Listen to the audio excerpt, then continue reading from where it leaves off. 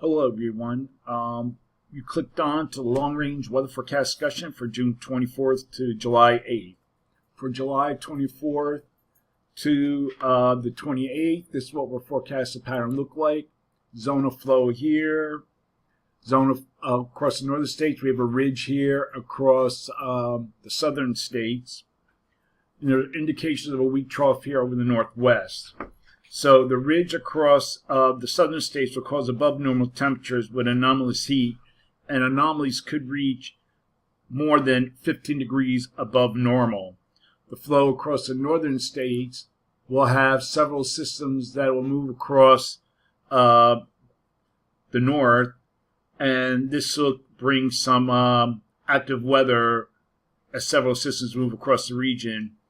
One such system will affect the northeast on Sunday. This can bring heavy rainfall, excessive rainfall possible in this area. We need some rain. It's been kind of dry, even though we received a lot of rain during the winter and early spring.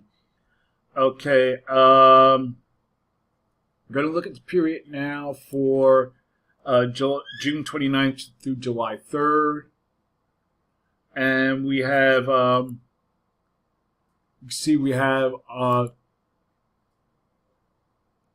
zone of flow remaining across the northern states, and we have a weak trough here across the northwest and the northeast. Now, if you look at the European ensembles,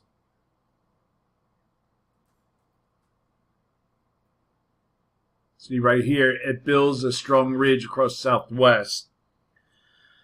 So for this forecast period, I am calling for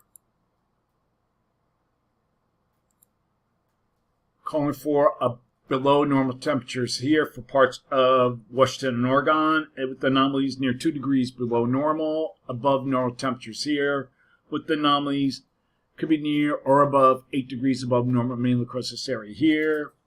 And for precipitation, calling for above normal precipitation here, and for this region, and the probability of occurrence 35%, and we have below normal precipitation here.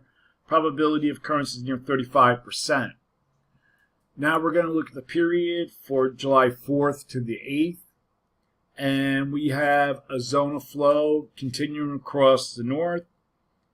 And we have the European ensembles builds a strong ridge across southwest into the southern plains, lower Mississippi Valley region. So this could be the case.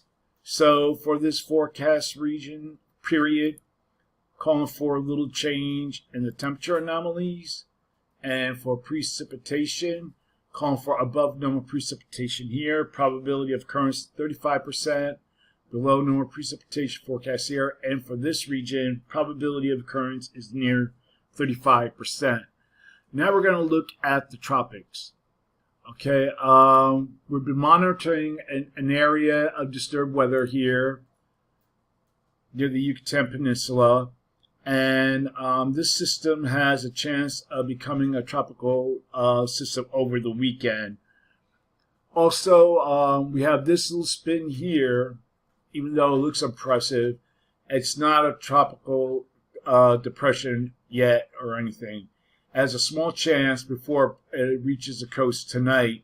You see it looks very good circulation, but it doesn't have the classifications to be called a tropical storm. So the National Weather Service, along with radar data, indicates a low pressure, a well-defined, as you can see there, area centered about 80 miles east-southeast of Brunswick, Georgia, continuing to lack the necessary organization, as I said, and as a low to be classified a tropical cyclone. Recent aircraft data indicated that the winds to 35 miles per hour are occurring and associated with the low. And there could be a small increase. It could result in a short-lived tropical depression as it reaches the coast of northeast Florida and Georgia tonight. And this area, we have to watch there. So this is the more concern. This will be a little concern.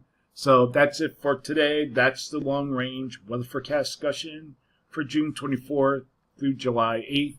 Thanks for coming, Jim, on these World of Weather, and have a good day.